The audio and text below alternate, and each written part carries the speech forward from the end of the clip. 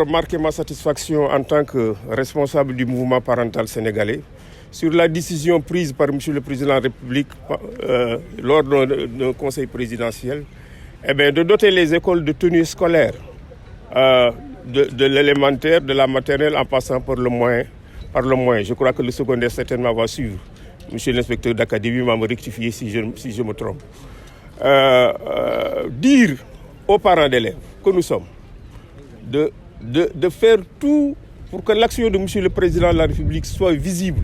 Il ne suffit pas de doter les écoles de tenues scolaires et de les garder à la maison. Mais également, j'interpelle les directeurs d'école, les responsables au niveau des écoles, de prendre des décisions fermes. Nous sommes avec eux. Tout élève qui se pointe à l'école sans les tenues scolaires, cet élève-là doit être renvoyé pour aller prendre sa tenue et revenir à l'école. Encore une fois de plus, je marque ma satisfaction, mais je remercie surtout les autorités administratives et académiques de Thiès. Au total, c'est 632 000 tenues scolaires qui seront distribuées aux élèves du préscolaire dans un premier temps. Il y aura aussi d'autres lots pour les autres niveaux. C'est l'occasion pour moi de rendre un hommage mérité à son Excellence, Monsieur le Président de la République, Macky Sall, qui a bien voulu mettre à la disposition de l'ensemble des élèves du Sénégal, plus particulièrement en ce qui me concerne, des élèves de la région, un premier lot de 632 000 tenues scolaires. Cette opération est très importante à plusieurs égards. Premièrement, elle permet d'encourager, de faire travailler l'artisanat local.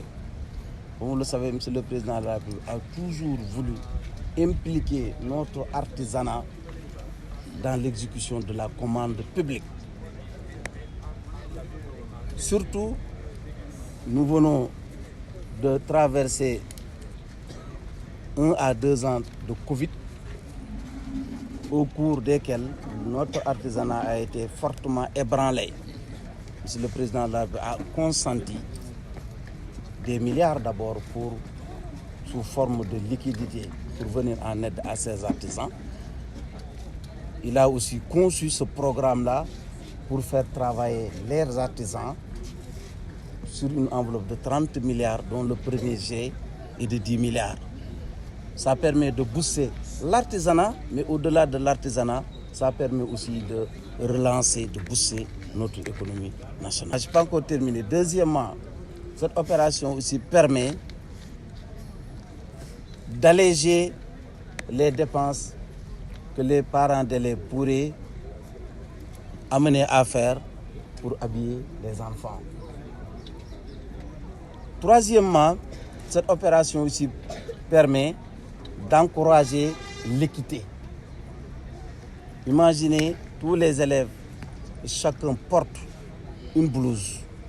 Dans la cour de récréation, vous ne pourrez pas faire le distinguo entre le fils du riche, le fils du pauvre, etc. C'est extrêmement important. Cette opération aussi, j'en profite pour lancer un appel à l'ensemble de nos collectivités territoriales qui sont des démembrements de l'État pour prévoir aussi dans leur ligne de crédit des montants suffisamment importants pour pouvoir relayer l'État. Parce que l'État à lui seul ne peut pas tout faire. L'État met à leur disposition des fonds de dotation, des fonds d'équipement. L'État aussi leur donne des possibilités de faire la coopération décentralisée internationale.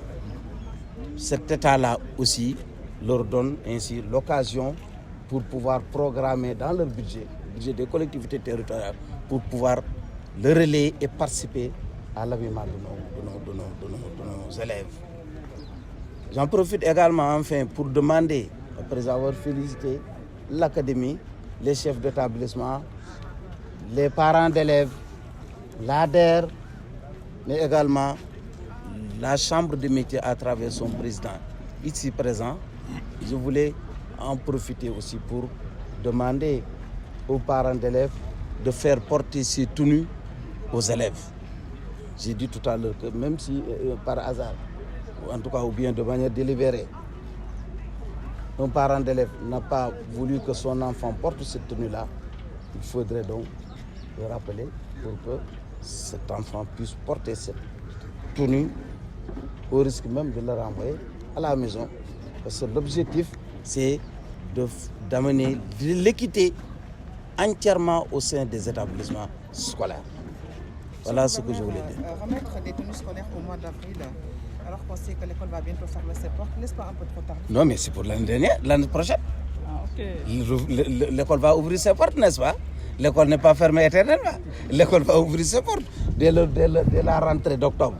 Vous verrez la situation, vous verrez donc des écoles où pendant la récréation, vous verrez, ce serait extrêmement très joli, où va régner en tout cas l'équité au sein des établissements. Donc ces tenues, on sait qu'il reste 2 mois, mais ces tenues-là ne vont pas servir pour ces 2 mois. Ces tenues-là vont servir au-delà, parce que l'école va ouvrir ses portes et que le premier jour de la rentrée, ces élèves-là vont porter ces tenues.